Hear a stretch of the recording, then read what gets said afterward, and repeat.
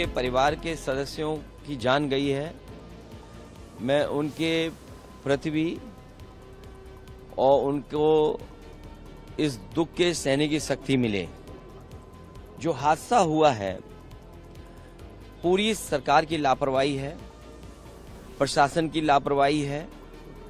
और ऐसा नहीं है कि उत्तर प्रदेश की सरकार और प्रशासन के लोग न जानते हों ये बातें कि जब कभी भी इस तरह के कार्यक्रम होते हैं बड़ी संख्या में लोग आकर के शामिल होते हैं। जो जानकारी सरकार के पास थी उसके बावजूद भी सरकार को जो इंतजाम करना चाहिए था वो इंतजाम नहीं किया है। इस लापरवाही की वजह से जो जानें गई हैं उसकी जिम्मेदार सरकार है। बहुत से लोगों की जान बच सकती थी, न समय पर गाड़ियों का इंतजाम करा पाए, एम्बुलेंस का इंतजाम करा पाए, और कोई अगर अस्पताल पहुंच भी गया, इलाज के लिए गया भी है, तो उसको भी वो पर्याप्त इलाज नहीं मिल पाया जो इलाज मिलना चाहिए था। न ऑक्सीजन मिली, न दवाई मिली, न एम्बुलेंस मिली, और न कोई इंतजाम किया। इसके जिम्मेदार अगर कोई है तो भारतीय जनता पार्टी की सरकार जिम्मेदार है, जो बड़े बड़े दावे करती है। एक व्यक्ति अपना बाबा बाजार खड़ा कर रहा है, उस पर कोई नियंत्रण नहीं है।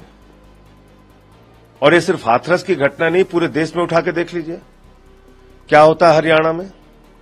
एक बाबा हत्या का, बलात्कार का दोषी है, जब चाहता है बाहर आ जाता है, पूरी सरकार उसके सामने नतमस्तक है।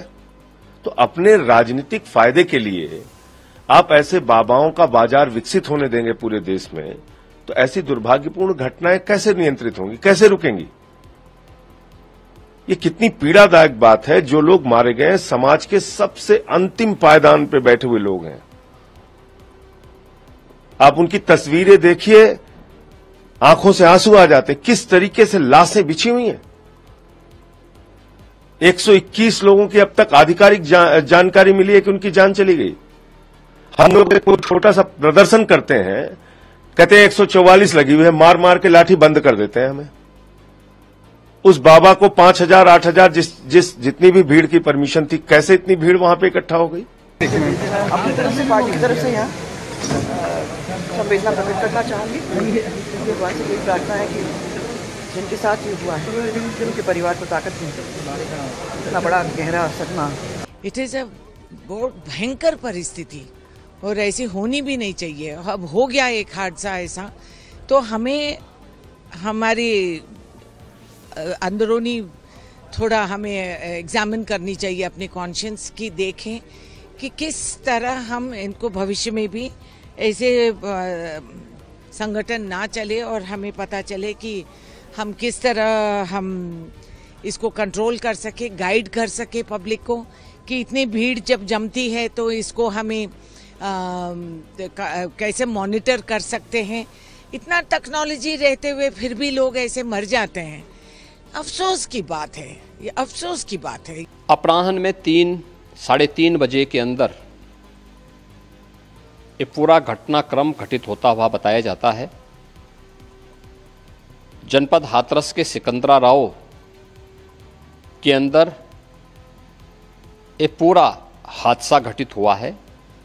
वहाँ पर स्थानीय आयोजकों ने एक भोले बाबा का कोई आयोजन स्थानीय गांवों में उनके द्वारा सत्संग के आयोजन के माध्यम से किए जाते रहे हैं और स्थानीय भक्तगण उस कार्यक्रम में भाग लेते हैं। उस समय जब मंचीय कार्यक्रम संपन्न हो चुका होता है तो बताते हैं कि जब सत्संग के प्रवचनकर्ता वहां से मंच से उतर रहे थे तो उनकी तरफ अचानक भक्तों की भीड़ उन्हें छूने के लिए उधर जा रही थी और सेवादारों के द्वारा रोकने पर यह हादसा वहां पर घटित हुआ। Hathras stampede incident, and we have requested that an expert committee comprising of 5 members shall be constituted under the supervision of retired Supreme Court Justice, and that committee shall investigate and it shall also suggest and give guidelines that in future how we shall prevent such kind of incidents. Plus we has also requested that the state of Uttar Pradesh had immediately filed a status report, and there were some medical discrepancies also, so we have also requested that all the state government shall be directed to file an affidavit that what sort of medical equipments and medical system they are having to deal with such kind of emergency situation. So this is not the first incident. Earlier also in the past we have seen that many stampede incidents have taken place and lot of people died. But till now the government and the administration have not learned anything. So very strict measures are required to deal such kind of incidents in future, and the medical system shall also be strengthened so that in the situation of emergency more and more lives can be saved.